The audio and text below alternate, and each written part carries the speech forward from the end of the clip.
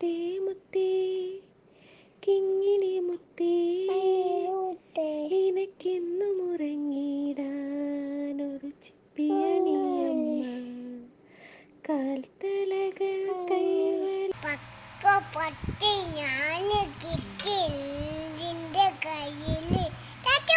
Hello guys, അപ്പോൾ നമ്മുടെ അടുത്ത വീഡിയോയിലേക്ക് എല്ലാവർക്കും സ്വാഗതം.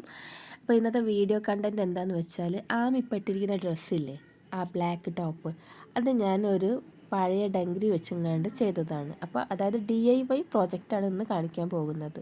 അപ്പോൾ നമുക്ക് ഈ നല്ല നല്ല സാധനങ്ങളൊക്കെ കളയാനൊക്കെ ഇഷ്ടമുണ്ടാവില്ലല്ലോ, കുഞ്ഞായിരുന്നപ്പോൾ ഉപയോഗിച്ചിരുന്നത്.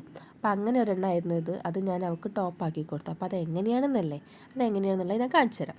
വീഡിയോയിലേക്ക് പോവാം. ഞാനില്ലേ ഇവിടെ ഒരു സാധനം എടുത്ത് വെച്ചിട്ടുണ്ട് കേട്ടോ, ചെറിയൊരു ബാബാ സൂട്ട്.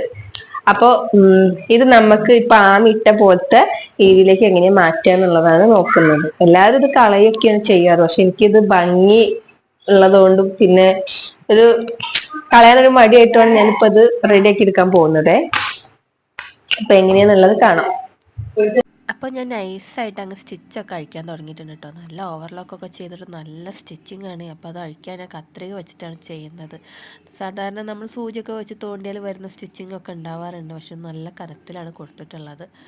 അപ്പോൾ ഇതിൻ്റെ ഒരു പ്രത്യേകത എന്താ വെച്ചാൽ, നമുക്കിത് മെഷീൻ ഇല്ലാതെ തന്നെ നമുക്കിത് ഇട്ട പോലെ തന്നെ ഒരു ടോപ്പാക്കി എടുക്കാം, ക്രോപ്പ് ടോപ്പാക്കി എടുക്കാം. മെഷീൻ്റെ ആവശ്യം വരുന്നേ ഇല്ല കേട്ടോ. തുന്നാൻ അറിയുന്നവർക്ക് കൈത്തുന്ന് ചെയ്തിട്ട് ഇതങ്ങ് റെഡിയാക്കി എടുക്കാൻ പറ്റും കേട്ടോ. ഞാൻ പിന്നെ ഇത് സ്റ്റിച്ചാണ് ചെയ്യാൻ പോകുന്നത്. മെഷീനുള്ളവർ സ്റ്റിച്ച് ചെയ്യുക, അല്ലാത്തവർ തുന്നുക, അത്രേ ഉള്ളൂ. സിമ്പിൾ പരിപാടിയാണ്. അയച്ചിട്ടുണ്ട്. ഇനി ഇലാസ്റ്റിക് ആട്ടോ. ഇലാസ്റ്റിക് നമുക്ക് കട്ട് ചെയ്ത് കളയാനുള്ളതേ ഉള്ളൂ. അഴിക്കാനൊക്കെ നിന്നാൽ വലിയ പണിയാണ്. ഇപ്പൊ നമ്മൾ ചെറിയ പരിപാടിയല്ലേ ചെയ്യുന്നത്. അപ്പൊ ഞാൻ കട്ട് ചെയ്ത് കളയാൻ പോവനെ.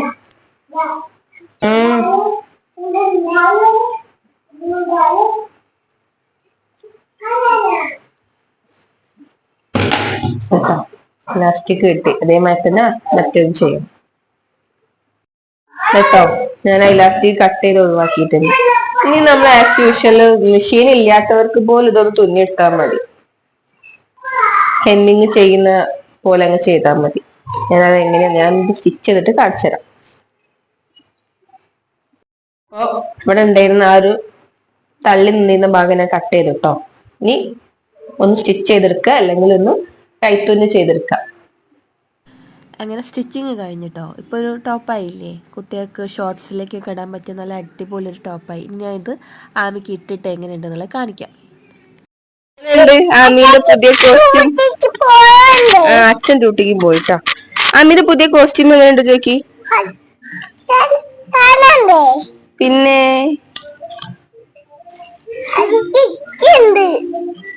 രസമുണ്ടാ? ആമിക്ക് ഇഷ്ടായ ഡ്രസ്? ഇഷ്ടായ?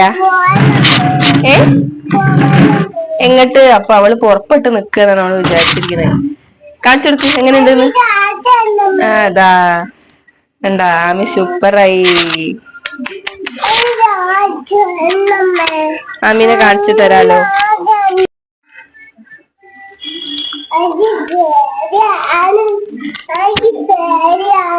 ആണോ? പേടിയാണ്. എന്നിട്ടാണ് അങ്ങോട്ട് പോയത്.